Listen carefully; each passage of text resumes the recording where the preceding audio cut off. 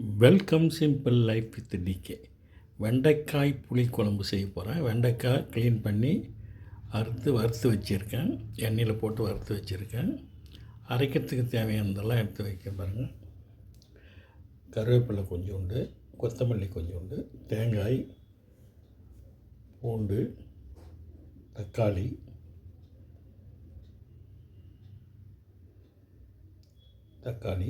அடுத்தது மிளகாய் தூள் நான் 1.5 ஸ்பூன் போடுறேன்.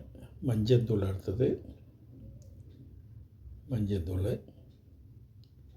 ப்ளஸ் காரத்துக்கு டேஸ்ட்டுக்கும் குண்டு மிளகாய் ஒரு 3 போடுறேன். எல்லாம் சேர்த்து அரைச்சி எடுத்தாச்சு. புளி கரைசல் லாஸ்ட்டில் ஊற்றிக்கிறேன். காயெல்லாம் வந்த அப்புறம் இது எண்ணெயில் வறுத்த வெண்டைக்காய் பாருங்கள். இப்போ தாளிச்சிடலாம். கடுகு, உளுந்து, வெந்தயம் கொஞ்சம் போட்டு தாளிச்சாச்சு. வெங்காயம், சின்ன வெங்காயம் நறுக்கி வச்சுருந்தேன்.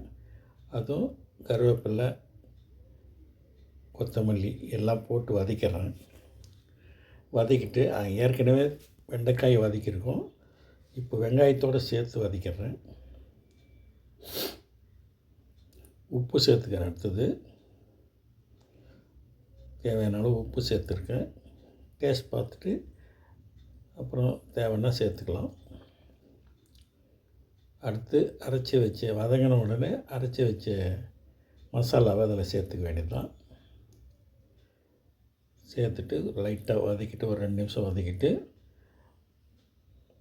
தண்ணி தேவையான அளவு வச்சுட்டு நல்லா கொதிக்க விடலாம். காய் வேகட்டும். காய் வந்த அப்புறம் புளி கரைசல் ஊற்றிக்கலாம். எங்கள் சேனல் லைக் பண்ணுங்கள், ஷேர் பண்ணுங்கள், சப்ஸ்கிரைப் பண்ணுங்கள். கொஞ்ச நேரம் வேகட்டும்.